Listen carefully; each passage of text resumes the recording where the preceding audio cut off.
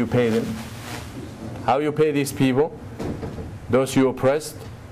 Allah subhanahu wa ta'ala will take from your good deeds and give it to them. Or he did this oppression against you, how much you want? How much is it worth?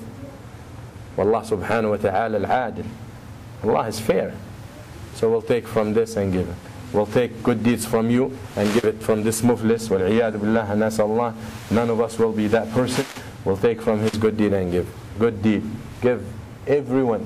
Then the Prophet ﷺ said, so if all his deeds run out and still people complaining, still people did not take any yet, Allah will take from their bad deeds and put it in his book.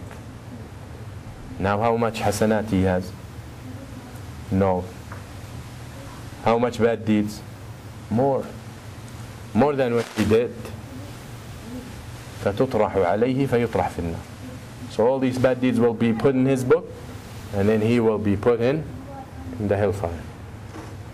So imagine this situation.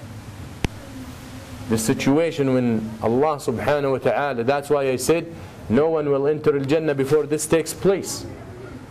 Because when the Prophet ﷺ said that when people cross a sirat, you know that hairline, the bridge, sirat, the fire, they pass the hellfire, then they come to an area called al-Qantara. Qantara. The next thing is Jannah. Then there is this al-Qantara. This area where Allah subhanahu wa ta'ala will do qisas. Qisas. That's where Allah will take from you. Now it's time to pay off. Now it's time to pay your brother and to pay him and her and your wife and your daughter and your sister and everyone you oppressed. And it's time for them to pay you as well. Because no one will enter Jannah and still owe something to anyone. You know what that means? The more you owe to people, the slower you're going to be in Jannah. The longer it's going to take. So the Prophet ﷺ says, make sure you clear that up and you pay it off in this dunya. So whoever you oppressed, ask them to forgive you. Whoever you stole money from, give it back to them. But brother, if I give it back to them, that might create problems and all that. Put it in an envelope and mail it to them. But brother, they will know. They will know. Take it and give it away. In their name. In their name. Anything to get yourself out of it. You backbit someone, go tell him, I backbit you, forgive me. Someone will say, but that will create animosity and hate. Alright, some of the ulama have the solution for you.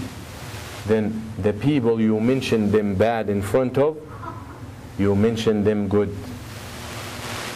So if you talked about Muhammad in front of Ali and Ibrahim bad, then in front of Ali and Ibrahim you speak about Muhammad. Do this stuff. حلل نفسك. حلل نفسك. يعني pay off your debt right now, and it's cheap this way. It's cheap this way to just bring Ibrahim and Ali and speak to them good about so and so because you spoke bad about him in front of them. Doesn't cost you anything.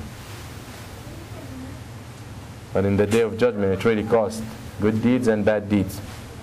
So it's a serious matter, and you clear yourself from that. So we ask Allah subhanahu wa ta'ala to protect us, and we ask Allah subhanahu wa ta'ala to protect us from the oppression, and we ask Allah subhanahu wa ta'ala to give us the open hearts and the open mind to accept each other, and we ask Allah subhanahu wa ta'ala to make it easy for all of us. أقول قولي هذا واستغفر الله لي ولكم وصلى الله على محمد. جزاكم الله خير. السلام عليكم ورحمة الله.